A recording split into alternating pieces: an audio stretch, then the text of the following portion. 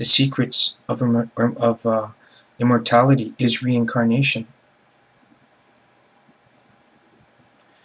The two paragraphs unveil the truth of end of times, or rather, the end of death.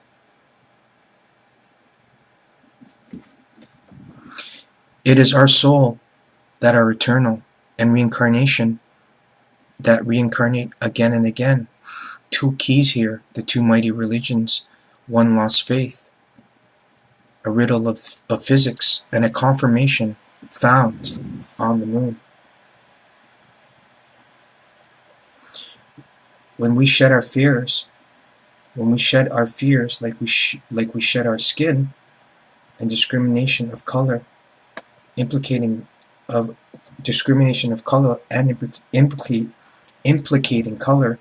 then we shed our fears. And this is what Jesus is waiting for. This is what Muhammad looks to and understands. How can we come alone when many avatars of spirituality have assisted humans in their evolution? Jesus was not the first to make the blood sacrifice.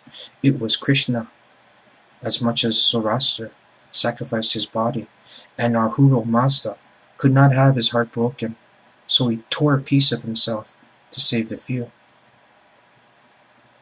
But there are mental avatars whose divine principles in teaching is enlightenment, like Rumi, Lao Tzu, or C, TSC, TZE, Mozart, Aristotle, and Shakespeare, who is also Saint Germain, Euclid of Alexandria, Isaac Newton, Muhammad's humility, Joseph's dream interpretations, and to some extent, but thunderous degree, Descartes, but often discredited in the spiritual world because of his half-baked brains that got fried using drugs.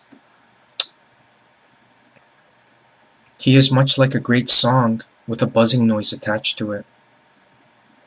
When examining the list, it describes two different enlightenments, one mental, the other spiritual.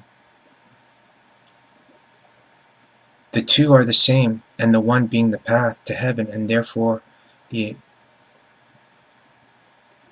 elimination of mortality into eternity, and yes, pure energy or angelic. But the higher dimensions require a condition, a thinking mind. As would you trust a mean or ignorant and brash person with a laser beam and magical abilities? With this philosophy, we must consider that a precondition for true spiritual knowledge and its implications and rewards, as a rule, to return to it, we must first be trusted with it. We must mature into a better race logically and justify that even though we all have these splendid technological creations, that we still might have our intelligence. As is the first generation Atlanteans failed in Minoa and again in the Bahamas, as their flag bears Poseidon's Triton. With all these magnificent achievements, we still refuse to cut all the red tape.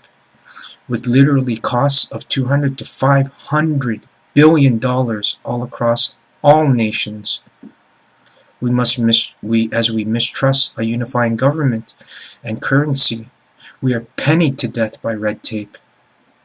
For example, to change something, one needs to go through many different layers of governments. Please hear me out. It gets to the president only to be red taped by paperwork later. I mean, that's fast tracking. This applies to laws, and that's what the UN can do. You directly go to a higher source. But, I mean, taxes, this applies to laws, taxes, and when we hit the provincial level, like subsidies for farmers, it's too late, this red taping and this slow processing. It's too late because in Canada, it's okay if we pay $10 for milk, for a liter of milk, which is insane. But in Africa, millions of people are dying from red tape. This slow process is killing them. And can you imagine us as farmers, we're getting subsidies to even do this kind of application, this type of economics to Africa, other crops would die because the subsidies are not coming fast enough. And this is red tape. You have to go from one level to another, and then it comes back the other way. Then the money has to go to them. Meanwhile, the crops are dying. It's crazy. That's why mostly everything is based on the euro. Euro had to change. It had to change. That's why in the past American currency was the value of the British pound, but their instability of their nations in production because of resources is destabilizing everything. Sooner or later, we're going to have to join everything or join these thinkings because, well, let me explain, please. Because most countries are still developing, although there is corruption in the United Nations, it is misconceived, as it is here where we must invest all of our marbles. But red tape makes everything seem so dishonest. Because most countries are still developing, once decisions have been made, they must return to red tape after the decision has been made in their own country. The only way red tape can be reduced is by upsizing to increase economies of scale and productivity. But what this means is that if we live in towns, we get town electricity prices, gas prices, and taxes, and no breaks. But if we unite the currencies like a true global economy, then the stock market cannot fall victim to the instabilities of production, inflation, short-term fixes, and an unstable investment. Like victims, we are. And Libya is a prime example, as the acquisition of cheap gas is lost from its neighbor, gets lost. Acquisition of not getting cheaper gas prices from its neighbor is bleeding Greece and the entire world. That little bit of 2 or 3 months of fighting killed their economy. Look what it's doing to the world. When the world economy is vice-gripped by a comparison of $3.60 to $4.80 a barrel of oil, that's a very unstable global economy. We are fragile at best. And as our world might not end, our survival is being compromised because we're destroying the planet. And again, having not heeded the warnings from the scriptures in the Chinese I Ching, that if nothing changes, then 2012 equals doom, as time ends, or end of times, once again, in another religion. Time ends at 2012. There's no more time. It doesn't continue. That chart ends.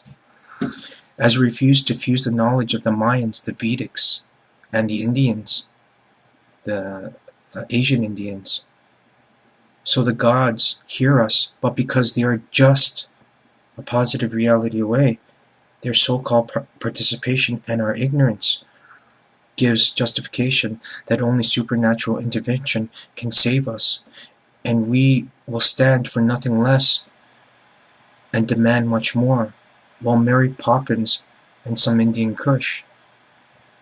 Shame on you, as marijuana slows the processing power and speed in the higher dimensions. This world, and that's just for the people that are doing drugs and need that information. So please hear me out. This world is our inheritance. Yet, how could we have the internet, have holy texts, and still not save our world, save ourselves?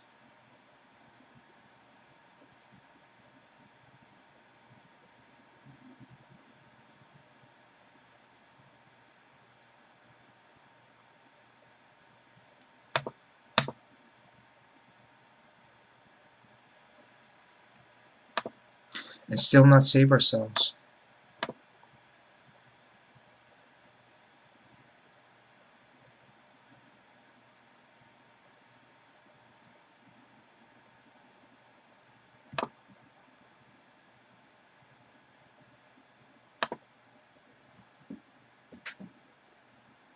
and the planet.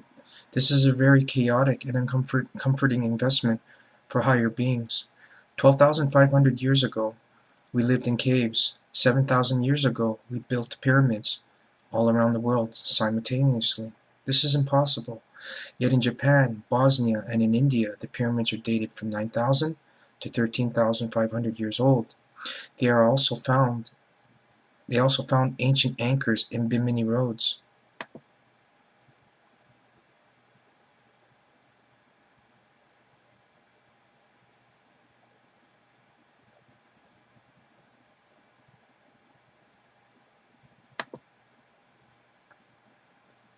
Off the Bahamas, thousands of years before Columbus.